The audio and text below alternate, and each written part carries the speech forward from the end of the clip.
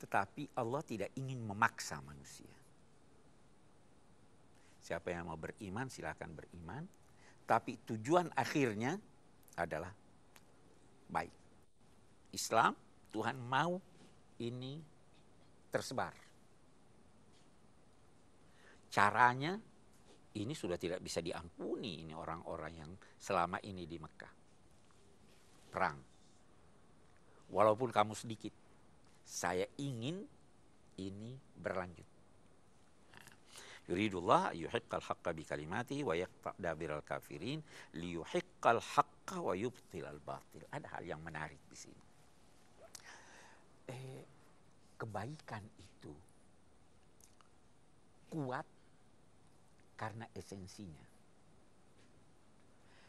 Keburukan itu kuat karena ditopang. Nah, bisa jadi keburukan muncul, tapi begitu topangannya jatuh, dia jatuh. Bisa jadi kebenaran itu terpendam puluhan tahun, tetapi karena benihnya ada dan terus tumbuh, pasti satu ketika dia tumbuh. Nah, ini yang dimaksud ayat ini. Liyuhiqqal haqqa wa yubtilal batil. Allah ingin menetapkan kebenaran itu sehingga tersebar, dan dia ingin membatalkan, melenyapkan kebatilan itu sehingga tidak muncul lagi, walaupun hal tersebut tidak disenangi oleh orang-orang durhaka. Nah, itu sebabnya dalam pertempuran Badar itu lebih banyak peranan Tuhan dari peranan manusia. Masa 300 orang yang tidak siap bisa ini? Nah, nanti di ayat-ayat berikutnya kita akan lihat betapa ada hal-hal yang bersifat suprarasional yang terjadi ketika itu. Karena itu adalah kehendak Tuhan.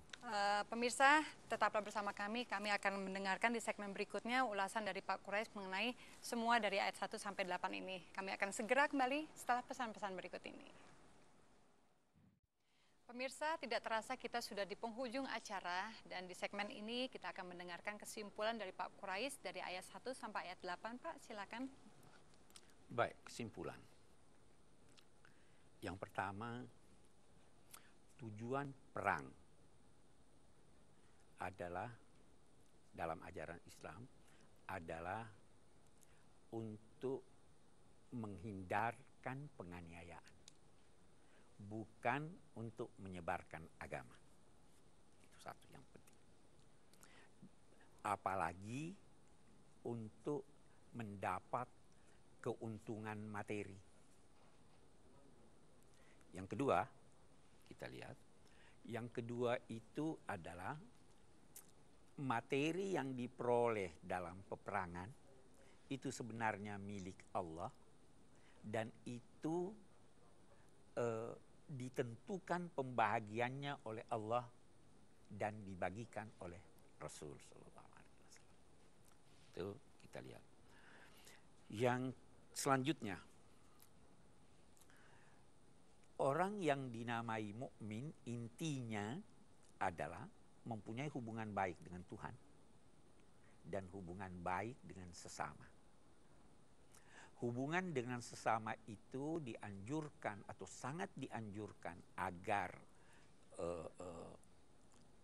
dasar hubungannya yang diperbaiki, bukan sekedar hubungan yang bersifat yang terlihat. Karena apa? Bisa jadi kelihatannya baik-baik aja, senyum-senyum aja, tapi hati tidak. Karena itu dikatakan zata bainikum. Yang ketiga, yang kita bisa ambil kesimpulan, bahwa orang-orang yang mencapai derajat iman yang tinggi itu, setiap disebut nama Allah, bergetar hatinya. Bergetar, boleh jadi karena takut, boleh jadi karena kagum. Ya kan? Itu orang mukmin yang ini. Dan dia apabila dibacakan, disampaikan kepadanya tentang ayat-ayat Al-Quran atau tentang fenomena alam, imannya bertambah. Itu berarti iman bisa bertambah dan bisa berkurang. Hari ini kuat imannya,